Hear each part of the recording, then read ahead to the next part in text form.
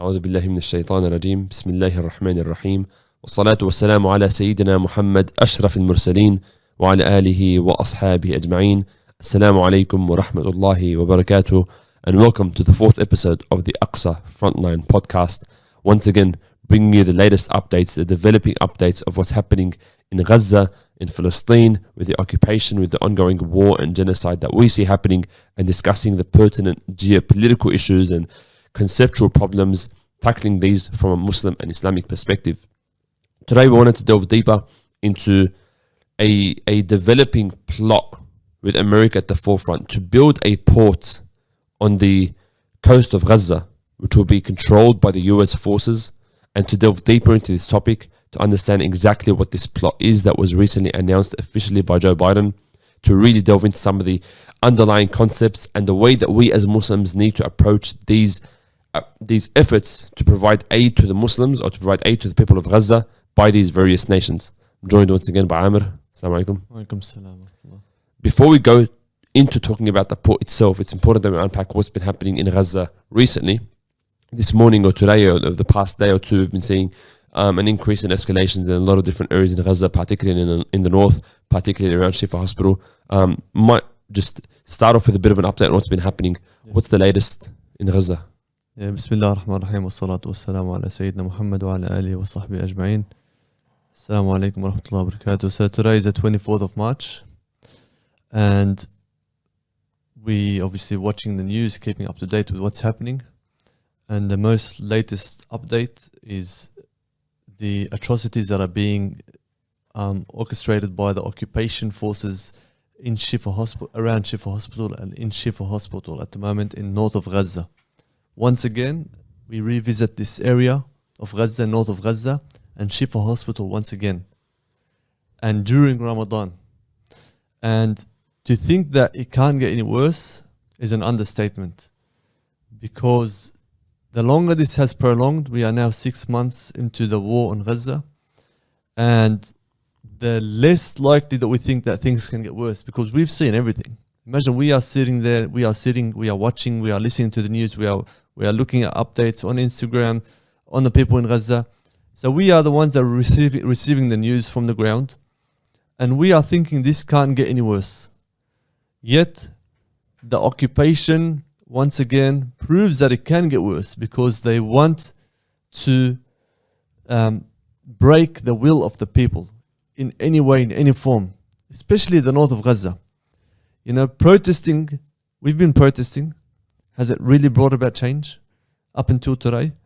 Boycotting, social media activism, all these things that are a drop in the ocean compared to what is really required in order to stop the occupation, fight the occupation, and put an end to this genocide.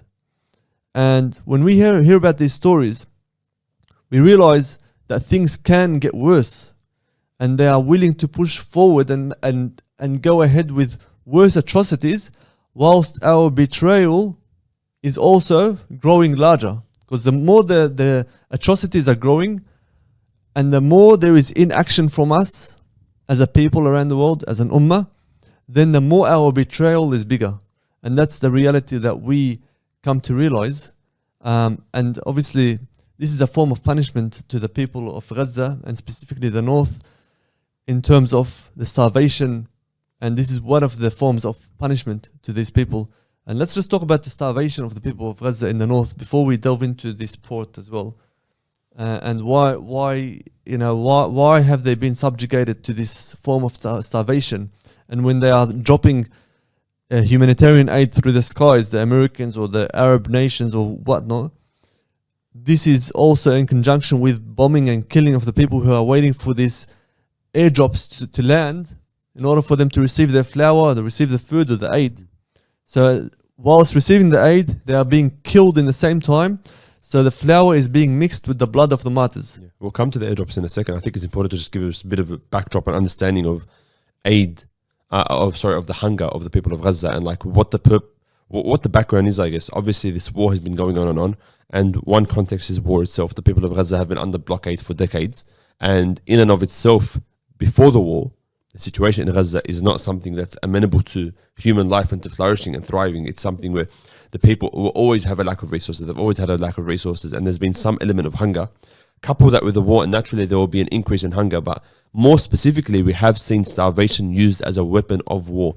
It's been referred to by even the Zionist leaders and the military leaders and spokespeople and so on that, you know, once Hamas releases the hostages, will allow the aid to get in. So very clearly, they even have this mentality that aid or starvation and food is something that we can weaponize.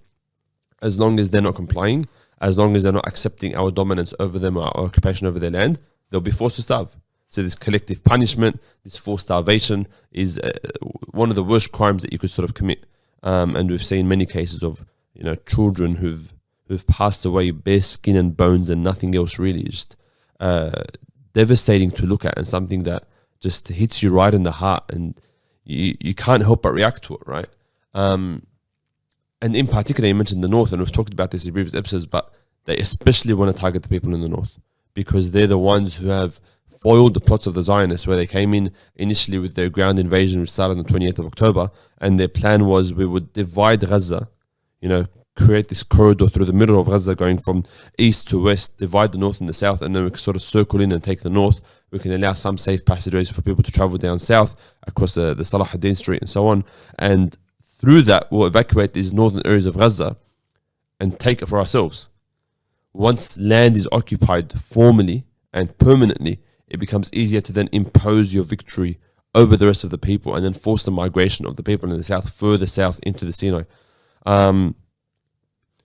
The people in the north have refused this, despite the air bombings, despite the terror bombings, despite the ground invasion, despite the tanks, despite all of these things, these elements that are working against them day in, day out, despite the lack of aid that comes north. They've been insistent on staying in their land, like Islam Din, as they say. We're steadfast, we stay where we are, we're not leaving our home. 600, 700,000 of them who have stayed where they are, who have stayed in the north, and who are starving to death as a sacrifice to maintain ownership over their land. And so it's in that context they're trying to starve the people. But then we see in the south as well, it's really not much better. They're still sort of struggling and still a lot of starvation as well. Perhaps to a lesser extent, but they are still starving. And the main reason for that is that aid isn't allowed to come into Gaza. The normal sort of mechanisms through which people in Gaza receive goods is either through, or generally speaking, the only way is through Egypt, through the Rafah crossing and so on. Rafah itself perhaps isn't a main source of transport of goods and equipment. It's more so a crossing for humans to cross, but through Egypt and through the Karam Abu Salam crossing and so on, there are ways where Gaza would normally be getting over 500 trucks worth of aid every single day, or worth of goods and equipment that they would buy and trade and import and so on. Now they're receiving very little. And the main reason for that, or this too, is probably Egypt's complicity in this. Egypt as a government and as an army and as a force that neighbors Gaza but isn't partaking in any efforts to try to save the people of Gaza. And the second element which is contributing to this is, of course, the Zionists themselves and crossing of the Karam Abu Salam crossing, which they have control over. And so that's what's been happening over the last few months. Rafah, what's the situation there? Like, why are things not entering through Rafah the amount they should be? Well, through Rafah, you mean from Egypt into Rafah or from Rafah into the north? Egypt into Rafah. Egypt into Rafah, it's the same thing. They've blocked the borders. So only a limited amount of aid can come in. And then this aid is controlled by various UN organizations who hoard the goods that come in and the aid that comes in, and they distribute it accordingly as they wish. Or there are some people or some, war people that use war as a means in order to profit. They use these goods and they take them, they hoard them, and then they sell them at high prices. Obviously, because the security apparatus inside Gaza at the moment is down because of the war, so there is no police force, etc. And police force that when they tried to reinstate the police force recently, the occupation started bombing the police where they see them, because the occupation does not want to see justice and order and any form of stability reinstating inside Gaza. They don't want to see that, because that goes against everything they want to achieve in Gaza, which is what they want to achieve through the starvation. Number one is to break the will of the people. That's the number one point. break the will of the people. And what do we mean by that? Breaking the will of the people is the people need to stop standing by the resistance. The people of Gaza, up until today, to a large extent, stand by the resistance and their right to resist occupation and their right to fight for their land. They stand by this. And as long as the people stand by the resistance, then even if there is a war, even if there is killing, even if there is all the massacres and all the horrors that we have witnessed, that will not give control of the occupation over Gaza. They cannot occupy and control it, because there will always be a form of resistance, whether it is a child with a rock, whether it is an old woman with a stick, or an old man with a brick, or whether it's a man who's trying to save his wife and families and he's picked up a Kalashnikov and is just resisting occupation in Gaza. All of these are forms of resistance in Gaza. And as long as the people are holding on to resistance, then we are going to see this form of resistance that we've seen in Palestine for over 75 years, generation after generation, all over Palestine. We have never seen an instance where people have put down their right to resistance in Palestine overall. Generation after generation, we've seen it. From a young age, they're throwing rocks at those tanks, throwing rocks at these jeeps. And so that's the number one thing.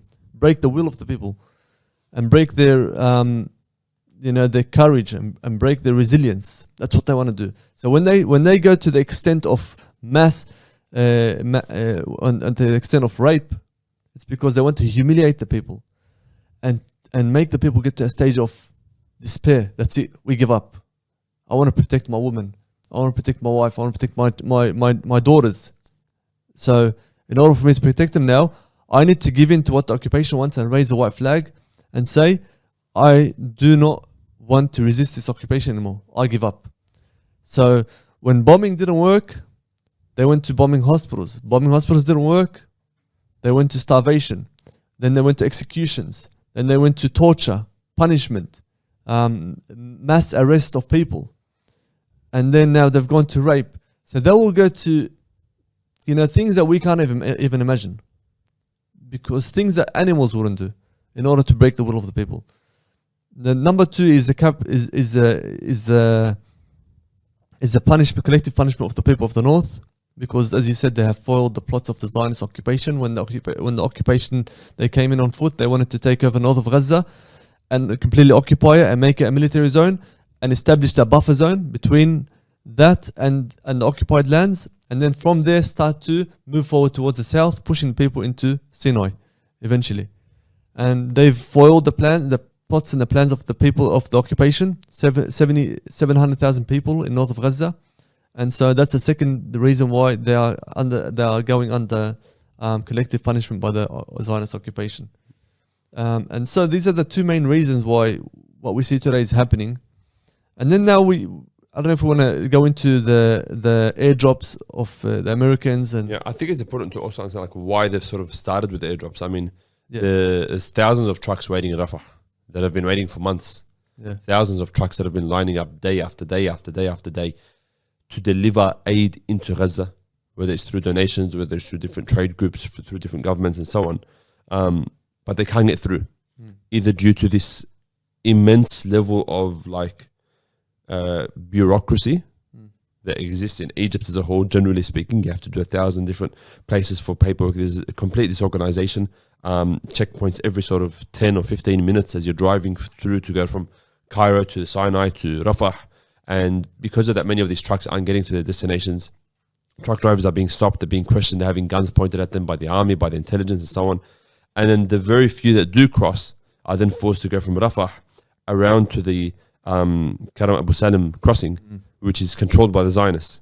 And over there is where we've seen the Israeli citizens, the settlers who are protesting there to avoid any aid or any goods going into Gaza. And they've been doing this for probably a couple of months now, preventing as much as they can, even these very few trucks that do go through Rafah, preventing them from entering into Gaza. These are not soldiers, these are not the army, these are not the Zionist government. These are individual people. These are citizens, these are settlers, these are people who have taken it upon themselves to say, I'm not happy with what's happening in Gaza. We are not doing enough to serve the people of Gaza. I'm going to go there and protest, right? And they've caused massive damage. They stopped the majority of these trucks from entering into Gaza. In some cases, the protests are tiny. It's like as small as 10 people, right? Who lay down on the floor, who protest there, who hold up a few signs. And that's enough to stop these trucks from entering. And so as a result, there's no aid going in. Yeah. And because of that now, various governments and organizations around the world, particularly governments, have come to the conclusion that, look, it's impossible to send in aid on the ground. We've been trying for months. We can't get all these thousands of trucks through Egypt. And so now we have to find another way, which is why they've sort of resorted to the airdrops as a method. Yeah. I think we're beyond that point of believing the narratives of governments, whether it's Arab governments, Islamic governments, America, Western governments. The narrative of their narrative, from what we've seen up until today, 6 months into the war in Gaza, is that they are all complicit in the genocide in Gaza. I think we've all established this fact. And I don't think anyone can argue otherwise. So when America comes out, or let's start off with the Arab countries who started with the airdrops. Jordan, the king of Jordan, jumps on a plane, all in his military gear, in his military uniform, with all those badges on his military uniform, as though he's won 1,000 battles during his lifetime, wars against I don't know what, which he's never even been into any conflicts. So when he jumps on a plane and then they do a video, and then they bring out the video of them throwing down aid onto the people of Gaza, and it's like some heroic thing where they've accomplished something huge for the people of Gaza, and now they're relieving the people of Gaza from their hunger. This is all advertisement for the Hashemite kingdom of Jordan. Yeah. The biggest evidence of that is the fact that the king is there himself. Like, if you're genuinely sincere about performing some sort of military humanitarian mission, you send the people that are most qualified. The king has no business. It's not his job. His job perhaps is to organize these things. If you would take them by their word and believe their sincerity, your job is not to be on that plane and airdrop the aid. The fact that he's there tells you it's all about his image. Are you questioning his military capabilities? He must be the best in the country. Yes, but they're bringing influencers as well. He's wearing military uniform. They've paid influencers who have been paid big money, big dollars. People have no qualification, who just have millions of followers on Instagram and TikTok, who have been welcome to accompany them on these flights. And they're sitting there with their selfie recordings, and they're proud of themselves with their nationalistic Jordanian songs playing in the background, airdropping this aid. And perhaps for this individual, he's got some level of sincerity. He's happy with himself that, I'm contributing and I'm helping the people of Gaza, and they need this aid, and look how I've contributed. But in reality, like, the fact that you're there tells you that there's no sincerity behind this mission. It's purely a marketing gimmick for the people to buy into, or to stop blaming the government, for them to say, look, we're doing what we can. Yeah, so doing what we can, and then the aid ends up half going into the ocean, and the people of Gaza have to swim in order to get to it. Humiliating. And then they're getting shot at inside the water. And it's humiliation upon humiliation. Already they're being humiliated. The people of Gaza are already being humiliated by the occupation. And then the Arab governments come and say, you know what, we're going to help the occupation in humiliating them even more. And the amount of aid that they send in with each of these airdrops is equivalent to about 2 or 3 trucks.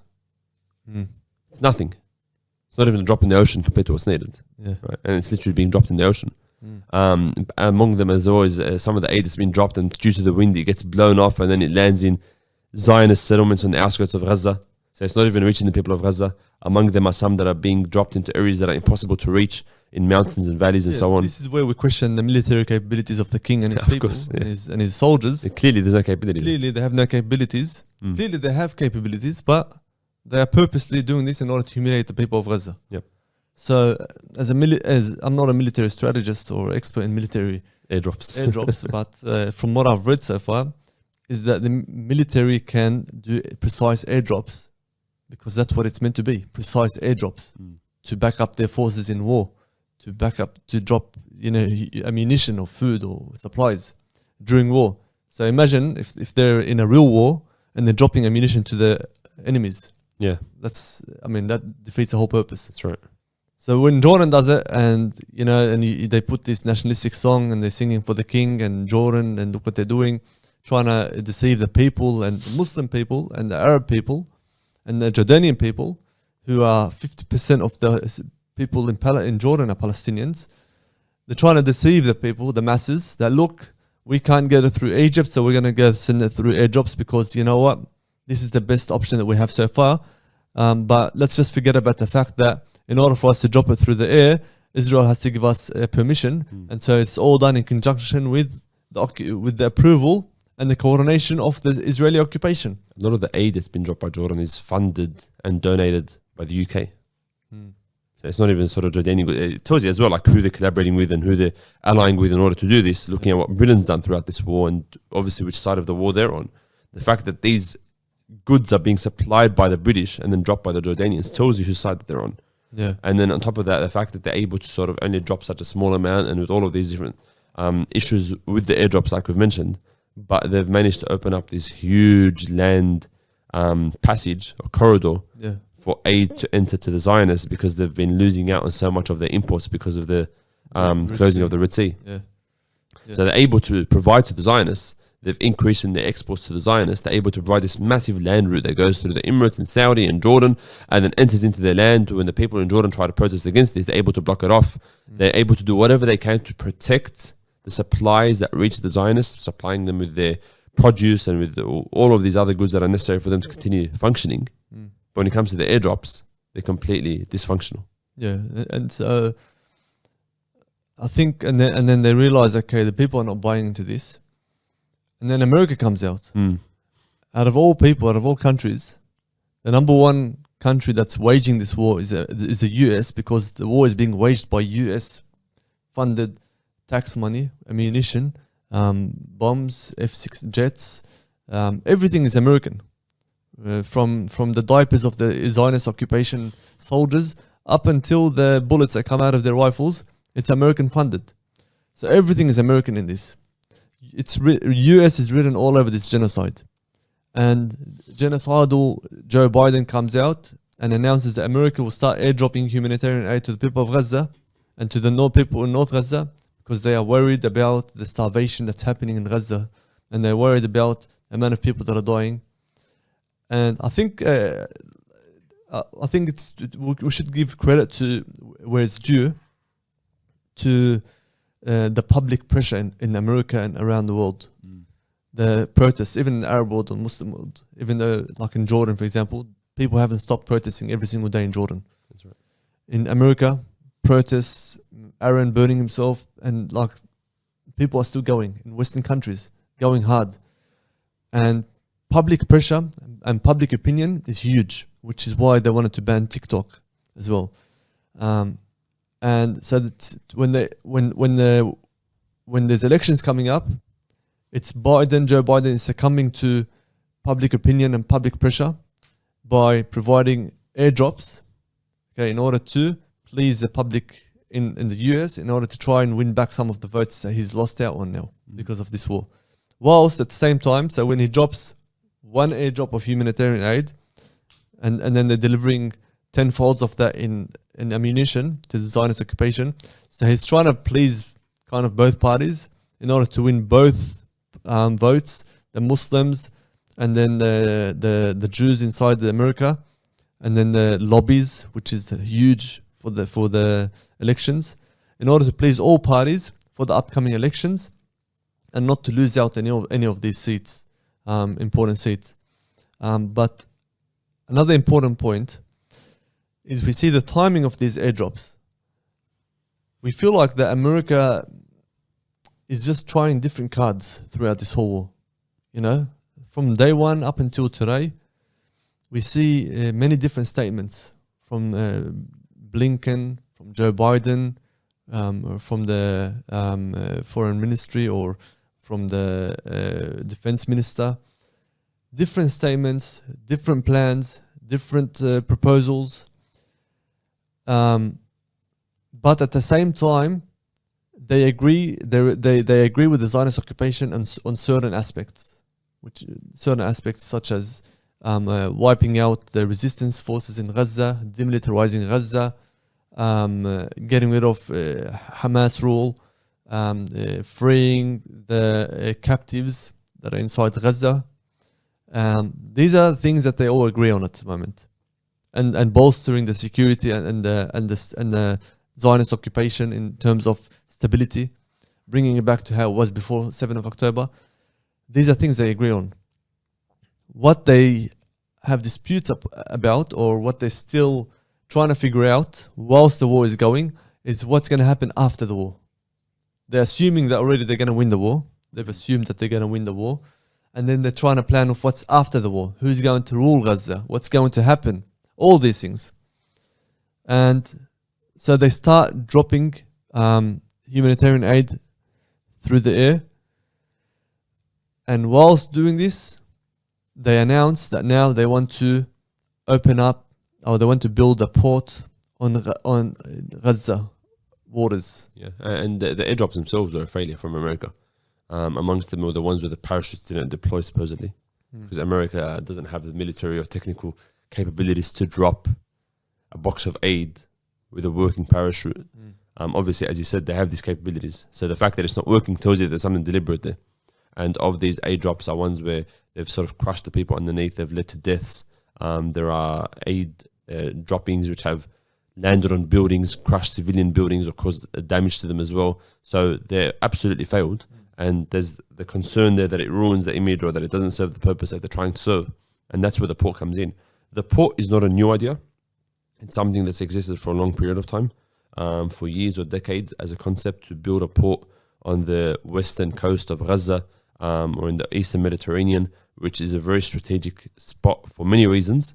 But it's something that has never happened in the past, because it's not a region that is occupied currently by the Zionists, or formerly occupied. They don't have boots on the ground. They don't have control over the region, technically speaking. And as a result of that, they haven't been able to carry out these activities. But now is opportunity. America is very opportunistic. They've always found opportunities to sort of rise up and to take power, or to install different mechanisms to take control of different regions in response to whatever's happening in those areas at the time. So they've always found ways to be opportunistic, ways to respond, ways to react, ways to impose their authority. And this is another example of that. The war in Gaza, I don't think, is something that they planned in advance. We've spoken about this in the past, especially in our first episode, where the efforts by Hamas on October 7 in particular were a shock to the world, were a shock to America, and something that they had to respond to, and they've always been reactive rather than proactive. But at the same time, as they're reacting, they're finding ways to impose their authority as much as they can. And one of these ways is by utilizing this perspective, or this issue of building a port in Gaza. An idea that they've had for many years but have never done, and that serves their benefits in a lot of ways, as we said. So the western, coast of Gaza obviously is on the eastern Mediterranean. It's a land that's very strategic for many reasons.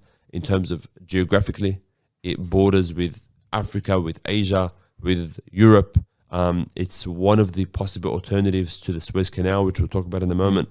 And it's a position which, of course, has a lot of natural resources there, particularly the gas pipelines. So there's a lot of benefits to America if they can manage to take in, or to come in and take advantage of this situation and impose their authority in this land.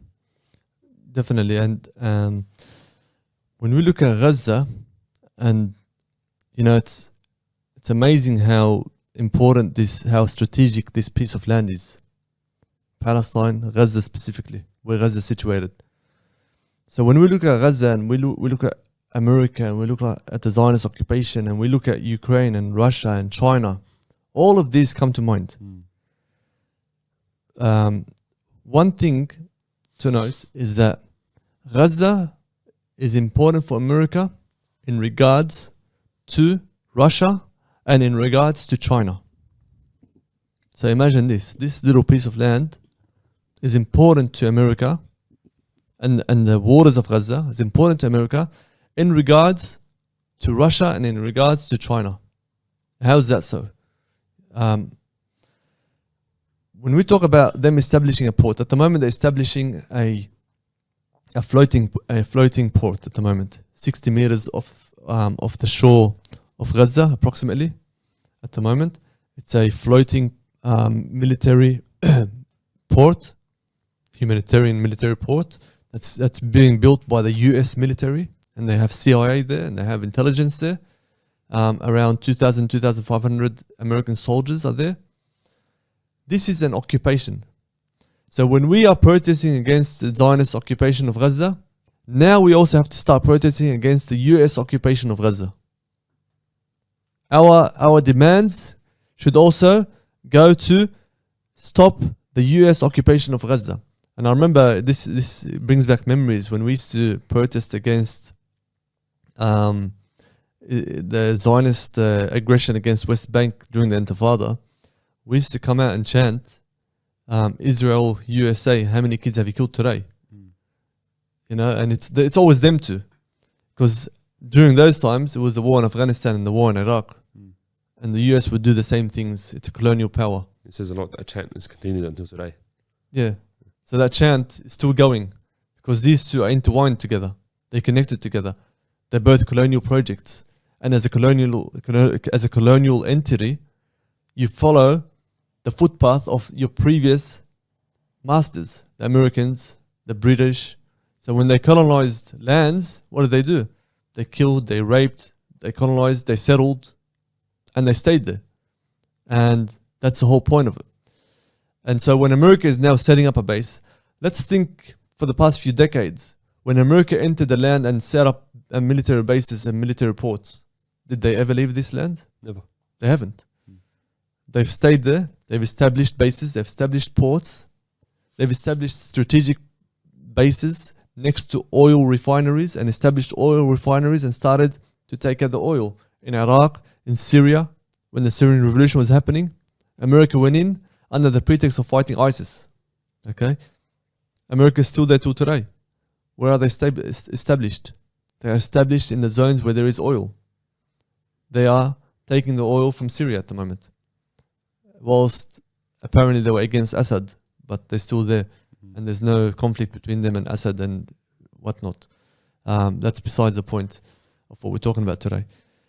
So everywhere it's gone, it's established a presence, a military presence, and it's stayed there. And it's taken the resources of that land. So when America is establishing, the first thing that comes to mind is the gas on the shores of Gaza. There is lucrative resources for America and the Zionist occupation in the shores of Gaza. So with the current war between Ukraine and Russia, the supplies of Russian gas to Europe has dramatically declined because of the sanctions. For America, this is the perfect opportunity. This is the perfect opportunity for a capitalistic state in order to establish a port on the shores of Gaza, steal the gas, and then sell it to Europe. This way, Europe now no longer relies on Russia for gas. Now the world has a new source of supply of gas. So that way, America weakens Russia from that aspect. The second point, when it comes to China, is, if we remember, a few years ago, I think it was 2 years ago, when America announced the establishment of a new economical route from India through Saudi, through Palestine, occupied lands, specifically around Gaza, through to Cyprus, through to Europe. This is the new Silky Road, the American Silky Road. And this was announced by Biden specifically like in September. It was September 9th of last year. And they very clearly announced the plan for the IMEC, the India Middle East Corridor, where they would now be providing an alternative route to get supplies through to Europe from essentially India's new trade route to Europe. I think the other things that it does as well is that this trade route not only also takes out, as you said, Russia, the reliance on Russia out of the equation and so on, it also establishes a trade route that bypasses Egypt. And Egypt has been an area of conflict for a number of years, although America maintains a strong control over the Egyptian government. The Egyptian government is not stable. It doesn't have the trust of its people. Its economy is in collapse. And so it's not a very stable or viable long-term option. So if there's an opportunity to provide an alternative option, that's a massive gain and advantage for America and for Europe and for the West that they would love to take on board. The Suez Canal is the busiest maritime route in the world because it literally prevents weeks of traffic, as we've seen with the attacks in the Red Sea. And it's something that obviously would they'd benefit from having alternatives to.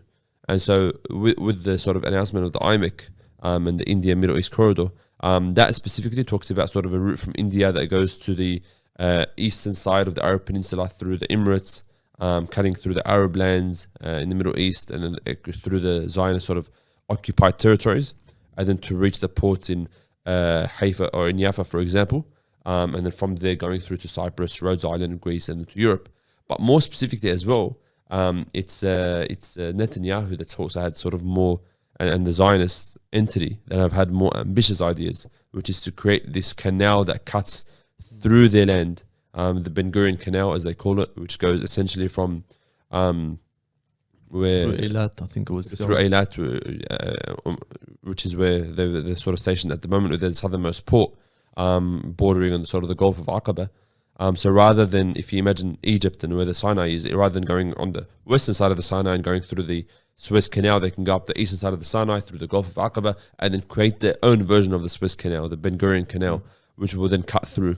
Problem with the Ben Gurion Canal that they've sort of theorized is that it takes sort of a winding route to go above Gaza. The clearest and easiest path that they could take is to cut through Gaza. But the problem is that they now need to capture Gaza in order to carry out that effort. And all this plays into that. Yeah, and I think what we need to differentiate at this point, we talked about the gas, which we'll elaborate more in a second, talk about sort of the East Med pipeline and things like that. And we're talking about this canal and the trade routes. They're massive, massive benefits that America and the West and the Zionists gain through this project. But it's important to differentiate, I think, that these are advantages that they're seeking through this war. They're not the purpose of the war. The reason that Israel has gone into Gaza and tried to sort of occupy Gaza or has been attacking Gaza so mercilessly isn't because they want the gas. It's not because they want the trade route. These are benefits that they opportunistically want to gain. But the reason that they're there is for the more broader political reasons and the occupation itself and wanting to destroy any semblance of resistance among the Palestinian people, as we talked about. That's the primary goal. But these are secondary opportunities which they don't want to miss out on, and being how sort of the West and America in particular are always scheming and plotting and finding ways to prop themselves up as much as possible. This is an opportunity that they've sought to establish as early as they can. And so these are sort of, I think, two of the main opportunities: the gas, as we mentioned, the trade routes, as we mentioned. Is there anything else? And the military presence of America in that region.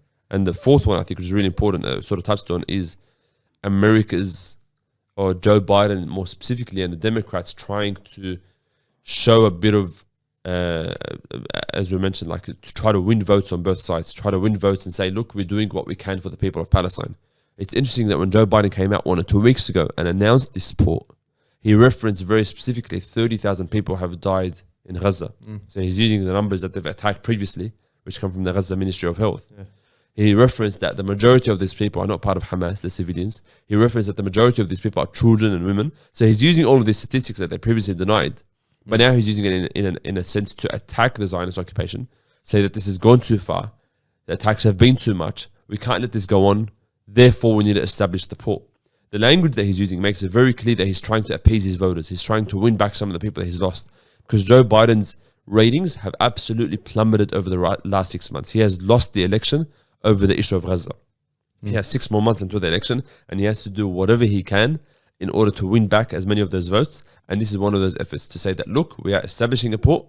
The land routes aren't working. We're not able to get through because the Zionists, Netanyahu, they're not listening to us. They're doing their own thing. They're wild. They're loose cannons. But we can do what we can.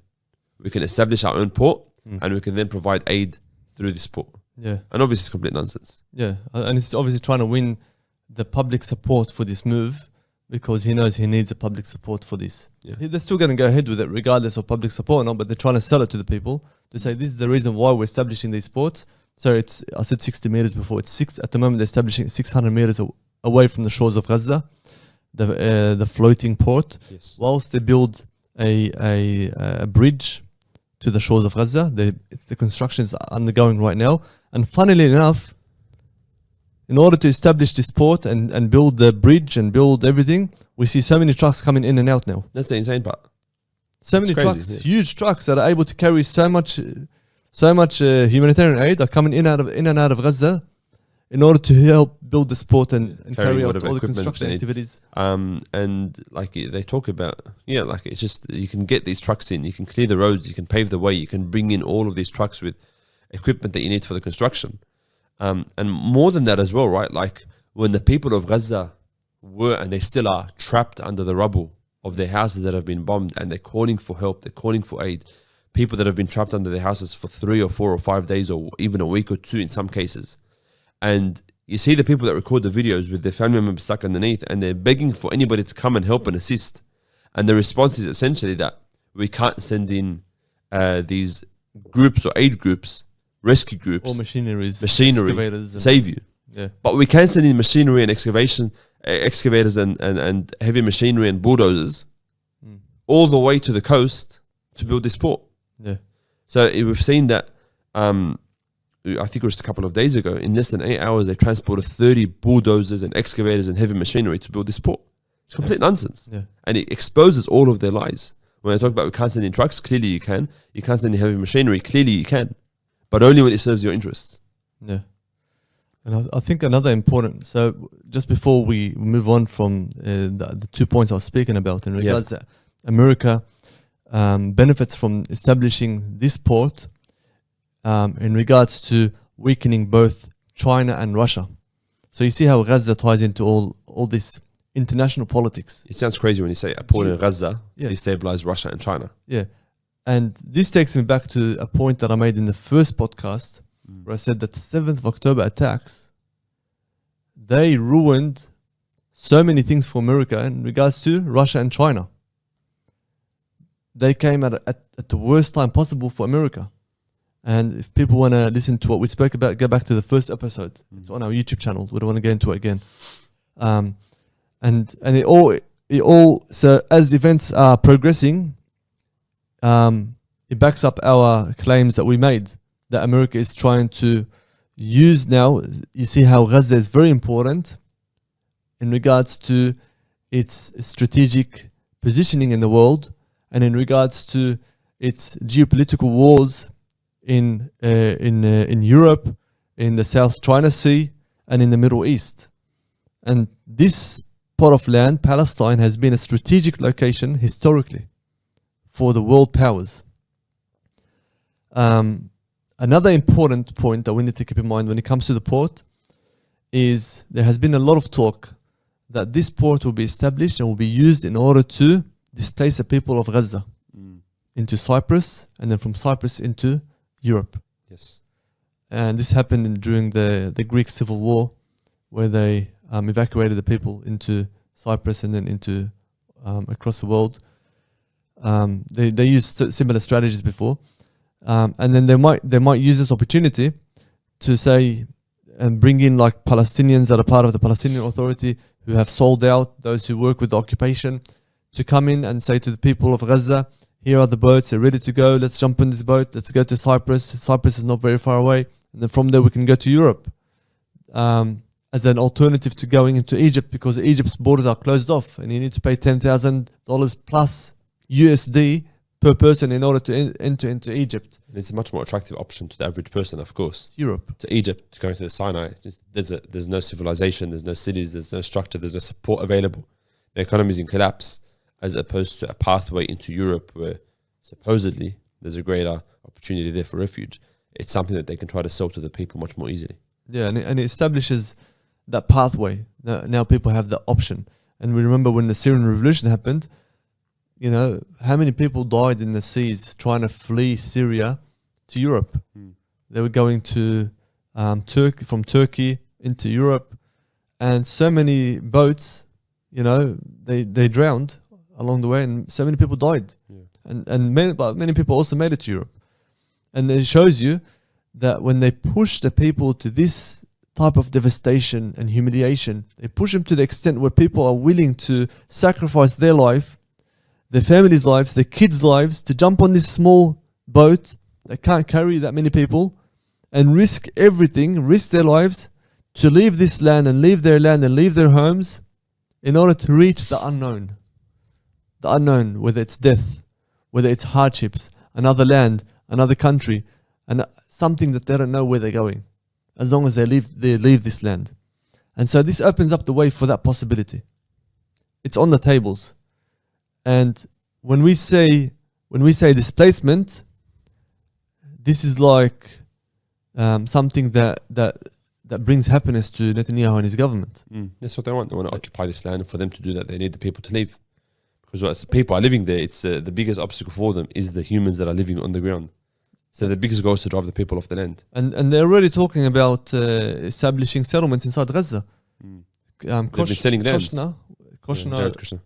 Jared Kushner was talking about this idea of let's get the Palestinians out of Gaza. Not long ago. Prime Real Estate said just last week, a few days ago.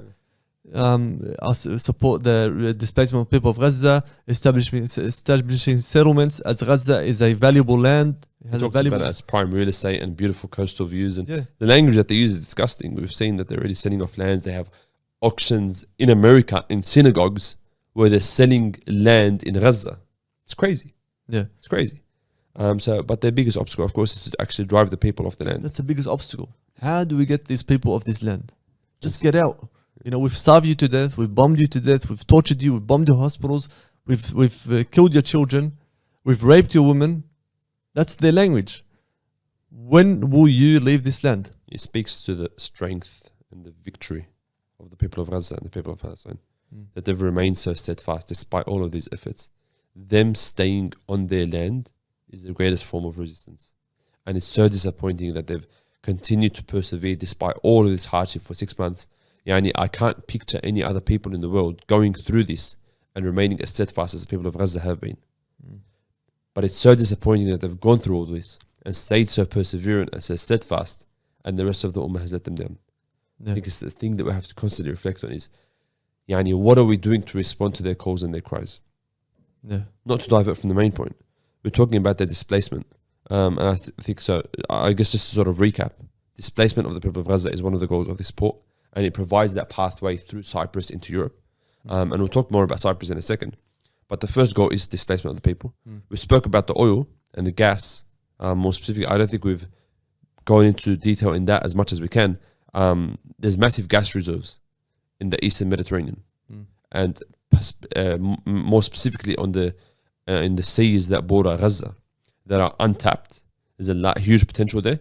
It's a disputed territory, not just between the Palestinians and the Israelis, but also between other sort of neighboring nations. Turkey has a share, Cyprus has a share, Egypt has a share. There's dispute over this land. So for somebody like America to come in and to then sort of claim authority over it and to act in their role as a peacemaker and so on, will have a huge effect in terms of trying to divert these resources. From the start of the war, they're already talking about the gas. Back in October, they started selling off huge contracts to companies like BP, to Emirati companies for access to these gas pipelines. And the gas pipelines in this land are not a new thing. They've been existing for centuries.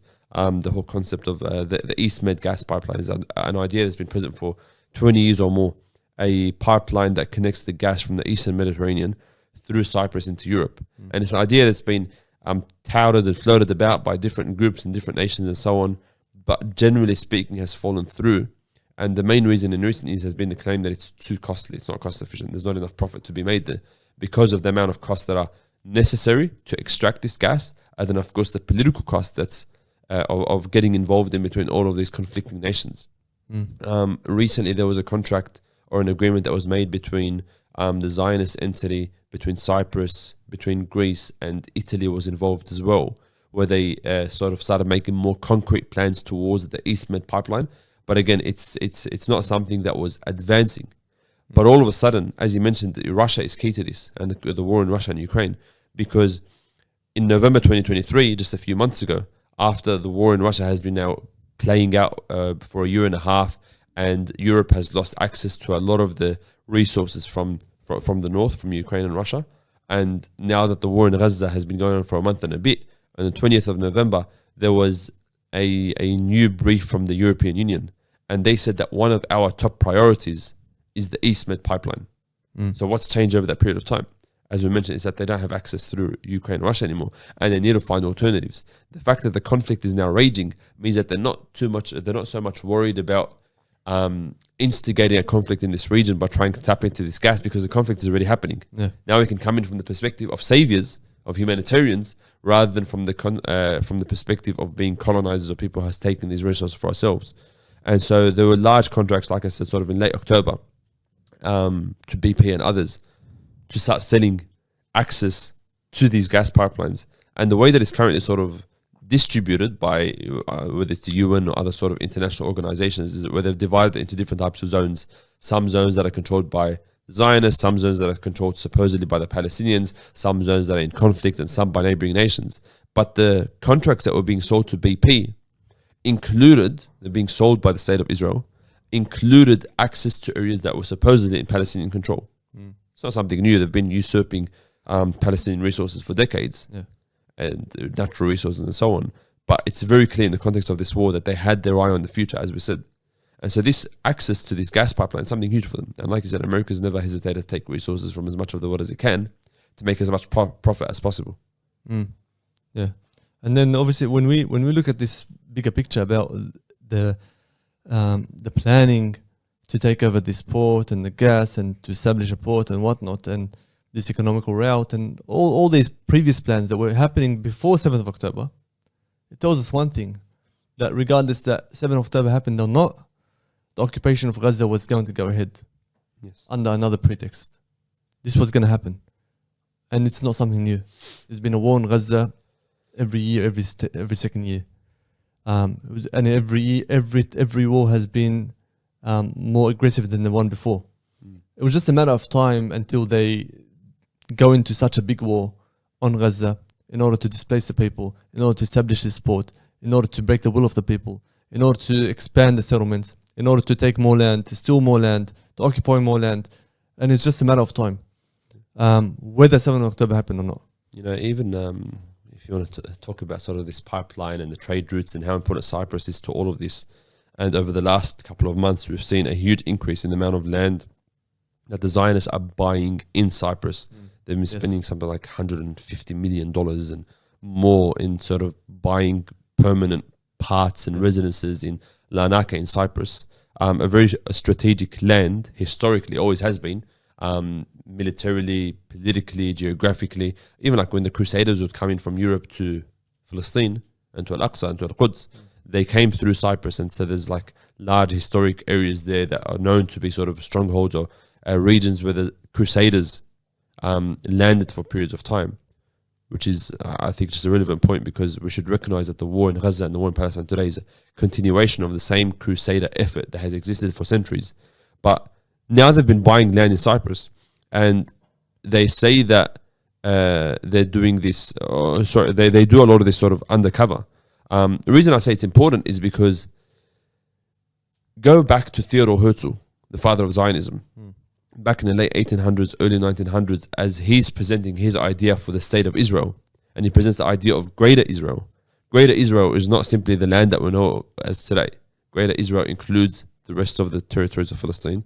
It includes areas in Jordan, it includes the Sinai, it includes areas in Lebanon, and it includes Cyprus as well.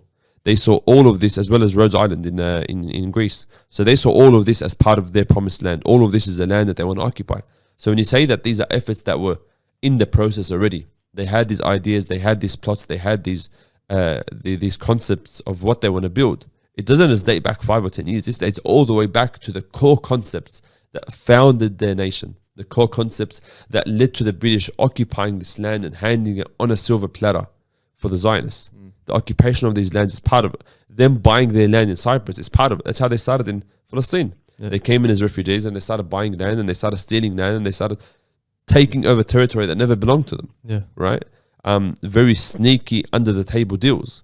We see the same thing happening in Cyprus, and it's only a matter of time. Yani, if you allow them to continue on their path, only a matter of time before they take over Gaza, before they take over Cyprus, before they take over the Sinai. This is their plot, and we see evidence of this from Netanyahu himself.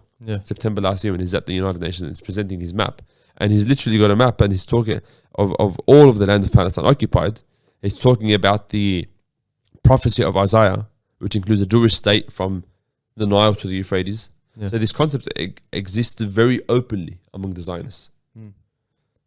So and so when the people of Gaza come out and say to the Muslims and to the Arab world, whilst you watch us get slaughtered and there is inaction from you, there's no action, there's nothing from you in order to stop this genocide, in order to stop this occupation from going forth and doing what they want to do, then your turn is next. They know what they're talking about.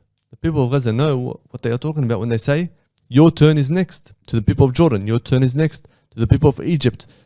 People of Egypt, you can't even buy oil. You can't even buy rice from the inflation, from the poor economical situation. Why do you have poor economical situation? Because the Zionist occupation, the Zionists do not want a strong Egypt, do not want a stable Egypt, because they know that a stable Egypt means a threat to their existence, to the Zionist occupation existence. They know this well, and they can't even risk a human president in Egypt. That's why they have someone like Sisi, who is a piece of shoelace on the American boot. They can't risk having a stable and strong Egypt. 110 million people, Muslims in Egypt, they can't risk having a stable Egypt. And hence why Egypt is always has issues with its neighboring countries, with Ethiopia, with other neighboring countries, with economical issues, with instability, with oppressive laws, in order to pave the way for the expansion of the greater Israel. That's why we see Jordan, a weak Jordan, a Jordan that's ruled by those who only care about their own pockets, about their own lucrative lifestyles, about their own real estate abroad, about their own family. And the rest of the population can't even buy bread for their families. They can't even buy meat. They eat meat once a month as a best case scenario. And that's a weak Jordan. Why? Because they want to keep the people busy trying to find that piece of bread in order to feed their family, rather than think about how can I support my brothers and sisters in Palestine. And when Smotrich yesterday comes out and says and signs upon a decree to take 800 dunam of Jordanian land, 800 dunam, 800 acres or hectares, I don't know if it was hectares or of Jordanian land, and to formally recognize it as part of Israel. Wow. This was 2 days ago. Smotrich, he signed the decree. 800 dunam of Jordanian land is now officially part of Israel. So they are able to do this whilst they are waging a war in Gaza, and they are still able to take such huge amounts of land from Jordan, and there's no reaction. Under the nose of the people. Under the nose of the people, under the nose of the Ummah, under the nose of everyone watching. That 800 dunam of land, it has a purpose. And that purpose is not for today, it's for tomorrow when the big aggression happens on West Bank. After they finish with Gaza, God forbid, Allah, if they do occupy Gaza and they finish what they need to do in Gaza, then the next turn is coming up for West Bank. The same thing that we saw in Gaza, in Jenin, in Nablus, in Ramallah. It's coming for these for these lands, going to Khalil, pushing the people into Jordan. We see it happening in front of our eyes. The plan is there. They are pushing forward, and Jerusalem is the next big thing. What we spoke about in our last podcast about the red cows, about what they want to do for Jerusalem. Upcoming at the end of this Ramadan, Eid al-Fitr, there's going to be huge escalations. And when Jared Kushner comes out and says what he said about Gaza and displacement of the people and establishing settlements, and then we have the elections inside America between Biden and Trump, and if Trump comes back to power, all of these are pushing towards things or huge escalations in the region. Yeah, and I think it's come to a point now where it's hard to see how this can de-escalate in the near future. All the signs point to just further escalations, whether it's a more religious aspect, like we spoke about the red heifers, whether it's the geopolitical involvement, whether it's American elections and so on, as well as the rising tensions in all of the neighboring nations. It really does point to more escalation before a de-escalation. So it's something that should be keep us all on our toes and keep us constantly aware of the geopolitics and the deeper plots behind all of these things that we look at. When we talk about aid in Gaza and the Americans sending the aid and so on, as they do so, they're dropping dozens of bombs with every bag of flour, right? Even interestingly, when we talk about their port, how it's 60 meters away, building their floating port 60 meters away with a bridge. But then the idea part of it, of what they've demonstrated as an idea, is that from the port they would send out little boats to float towards the sand on the beach, where the people could then come and receive their aid. As you mentioned, there's no police, there's no government now functioning in Gaza with the war that's going on, and the Americans know as well as we do what would naturally happen when you come to starving people with a bag of flour floating towards the coast. It's what we saw a few weeks ago when the flour massacre happened in Gaza, when one truck came into the north, and naturally with these very few trucks that managed to make it, the people came flooding towards these trucks, and now that you have a large concentrated center of people, the Zionists are able to just drop a few bombs and carry out mass casualties, hundreds of people killed. I think 130, 140 was the official number. 800 or 900 or 1,000 were injured. So there's a very clear strategy here where you can pave the way towards more deaths and more displacement and more suffering by drip feeding aid to a specific location. And then now you have a centered mass of people that you can now target with your attacks. They haven't mentioned at any point a cessation to the attacks as part of a condition for this aid. All they're talking about is delivering aid. And I think as a final point, what we need to recognize is that what the people of Gaza need is not aid. The people of Gaza are not asking us to send them food. They're not asking us to send them resources. Their problem is not starvation due to a lack of cultivation in their land. They're not starving because they can't farm and harvest their own produce. They're not starving because they can't import and export things of their own accord.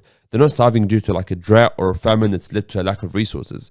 They're starving due to a military occupation that has been on our lands for 75 years, for 100 years, a military occupation which is denying them every basic human necessity, and the military occupation which is escalating in its efforts, as we've mentioned throughout the episode. We need to recognize that any plot to drip feed humanitarian aid, supposedly, at the expense of the greater political project to liberate Palestine is not something to celebrate. It's not something for us to congratulate. It's not something for us to see as, well, at least they're getting some aid, so therefore we should allow it to happen, right? These are greater political plots. These are greater efforts to impose the occupation on the people of Gaza. We need to recognize that, because we need to recognize the broader picture. As we said, what the people of Gaza need from us is not aid. What they're calling on the Egyptian government for, and the Jordanian government, what they're calling on them is not for humanitarian aid. It's not to come and airdrop a few bags of flour. What they're calling on them for is to come and save us. When you see the children on the border with Rafah who are shouting across to the Egyptian army, they're not calling them to come and, can you throw me a bag of aid? Can you throw me a bag of bread? They're calling them, Ammo, come and help me. Ammo, come and save me. They're recognizing that we're under military occupation. You need a military solution, right? You don't see a military political problem and try humanitarian solution. You provide a military political solution. And so we also need to be conscious of this as everyday people. We need to be conscious of what our overall goal is, of what we're demanding of these governments. We need to be conscious of the things that we celebrate and the things that we condemn. You know, you see Muslims that are celebrating the Jordanian government for dropping aid. Like, I've seen it from Muslims here who aren't even loyal to Jordan as a nation. They kind of, there's not even an aspect of like nationalism that leads them to celebrate this. It's genuinely out of ignorance that they finally managed to break the blockade and drop aid to the people of Gaza. Like, no, they haven't, right? When you see the World Central Kitchen run by Jose Andres, a Spanish chef, this large, NGO and charity group, and they say, look, we're finally going to send a flotilla and send some aid to the people of Gaza, and people are celebrating it because, look, they're finally getting some food and some aid and some resources to live off. But the problem is that these resources are going into the hands of the Zionist occupiers, right, who are on the shores of Gaza, and they're the ones who are then distributing this to the people. So although this might feed one or two people for a day or two, in reality what it does is that it increases it legitimizes the Zionist occupation of Gaza. It gives them increased authority over these lands. An American port might deliver some aid that will feed the people. But what it does is that it establishes an American base, is that it legitimizes Zionist occupation, is that it props up people like Biden who have been central in this genocide, is that it facilitates a route to drive the people of Gaza out of their land, is that it facilitates the opportunity for them to take the natural resources of our lands and export it to Europe and to America. So although, yes, it drip feeds one or two bags of flour to one or two people, in reality, what it does is that it diverts attention away from the bigger picture. It makes us focus on only the small issues. And this is, I think, the core point and the core message take home from this episode. is that we need to keep our eye on the big picture. We need to keep our eye on the big prize. This is not a struggle over 1 or 2 bags of flour. This is not a question of how do we send aid into Gaza. That's not what this war and battle is about. This is a civilizational battle. This is a battle over the occupation of our land in Palestine, a holy land, a blessed land, a land which has belonged to these people for generation after generation and has been under occupation for nearly a century now. This is a struggle that's central to us as Muslims due to our allegiance to Masjid al-Aqsa, a holy site to us. This is a struggle that should be central to all of the people in this region. It's not about 1 or 2 bags of aid. This is a civilizational struggle that we've seen over the past few months has weakened the perception of the West and of Western democracy and the rules-based order. This is a struggle which is existential for the Zionists and existential for Western liberalism as a concept that and as an ideology that dominates over mankind today. So we need to think of the big picture. We can't sacrifice our values and sacrifice our goals for 1 or 2 bags of aid. We need to stay firm on these. We need to recognize that, yes, there's struggle on the way. And the people of Gaza themselves recognize this more than we do. May Allah Azza wa Jal keep them firm and steadfast. And this isn't a struggle that is new for our ummah. This dates back to the first day when the wahy and revelation was revealed to our Prophet sallallahu alaihi wasallam. When Allah Azza wa Jal says to him in Surah Al-Anfal, وَإِذْ يَمْكُرُ بِكَ الَّذِينَ كَفَرُوا لِيُثْبِتُوكَ أَوْ يَقْتُلُوكَ أَوْ يُخْرِجُوكَ. If they remember, O Prophet sallallahu alaihi wasallam, when the people of Mecca were conspiring in an attempt to either imprison you and hold you in imprisonment, or to kill you, or to drive you out of your land. وَيَمْكُرُونَ وَيَمْكُرُ اللَّهُ وَاللَّهُ خَيْرُ الْمَاكِرِينَ. And they plot, and Allah plots, and Allah Azza wa Jal is the greatest of plotters. We need to keep that firm faith in the plot of Allah Azza wa Jal. We need to remain steadfast in waiting for His promise, but not just waiting, but also taking the actions to dismantle and undermine any of the plots of the West and their criminal occupation. We're also seeking to unite our ummah politically, to unite our ummah ideologically, to return to Islam as the basis of our activism, and to work collectively as one ummah to liberate ourselves from this colonial mindset or colonized mindset, and to liberate our lands, not just Palestine, not just Gaza, but all of our lands, from the colonial powers that control every single one of our lands and every single aspect, from the natural resources and the trade routes and so on, as we've talked about today. And then so the onus comes back on us as a collective. The occupation, when they carry out these atrocities, these massacres, the reason why they do this in such a manner, and the rape and the starvation, is because they want you and me to forget the greater picture, like Muhammad just mentioned. The greater picture of Al-Aqsa, which is the title of this battle. Jerusalem, the title of this battle. They want you to forget the reason why this occupation exists. They want you to forget about why we are struggling over this pure land.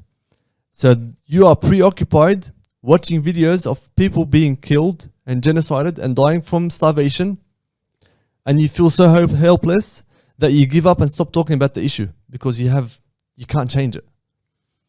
But if you remember that this is a civilizational struggle, this is a aqeedah matter, a creedal matter, which is not solved by a few bags of flour, then you know that the struggle continues regardless if you were able to change the situation or not. That the onus and it's imperative on you to keep on talking about what's happening and raising awareness, regardless if you can change the situation or not. It's a command that you talk about it, that you raise awareness, that you do what you can within your capability in order to push forward as much as they push forward. Yes, they are greater in terms of the military, in terms of the intelligence, in terms of the technology, in terms of the power, in terms of their money. But all of that is nothing in the eyes of Allah subhanahu wa ta'ala, within the power of Allah subhanahu wa ta'ala to change it. The second thing is the people that have access to masses of Muslims, those who give khutab Jum'ah. Yes, many have been given khutab Jum'ah about Palestine, which is great. But you need to touch upon the point that the liberation of Palestine is imperative, is what we must work towards. And put the blame where the blame must be put, upon the governments. Number one, first and foremost, the Islamic Arab countries and governments who have failed to mobilize and who have been complicit in this genocide. Put the blame where it should be. And provide the solution for the current occupation. This is where it's important. It's not just an issue of humanitarian issue. It's not just an issue of money or flour. And I was listening to a sister from Gaza speaking as I was driving here. And she was screaming from anger and rage to the Muslims. She said, we don't want your flour. That's what she's saying. We don't want your flour. We don't want your money. Who are you sending money to anyway? To the dead bodies? To the children that are lying in hospital, that are on the deathbed? To the women that their honor has been ripped apart from them? Who are you sending this aid to?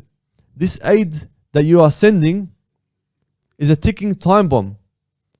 It's an explosive device for them. Because the moment they go to receive it, they get killed. Every single day it's happening. So she's saying to the Muslims, we don't want your aid. Don't send aid. Don't send the flour. Don't send your money. This is not the solution. This is not the solution. The solution is to stop the occupation and remove the occupation of the land of Palestine and liberate Palestine from the river to the sea. Regardless of what the Zionists say, regardless of what the Zionists think, this is the solution. And for as long as we try and tiptoe around saying it how it is, okay, the longer that it takes us to get to this point of victory. May Allah subhanahu wa ta'ala protect the people of Gaza. Ameen. And keep them steadfast, and keep their foot steadfast, and keep them resilient. Ameen. And bring about change from within the ummah that's able to give them victory and help them against this occupation, because we know and they know that this is the key to stopping this war. Whether it's the people of Egypt rising, whether it's the people of Jordan rising, whether it's a mutiny within the army and marching forth in order to stop the occupation from Jordan, from Egypt, from one of these countries. This is the key to stopping this occupation and removing them from Gaza, first and foremost, to stop this genocide, and then marching forth to liberating the land of Palestine.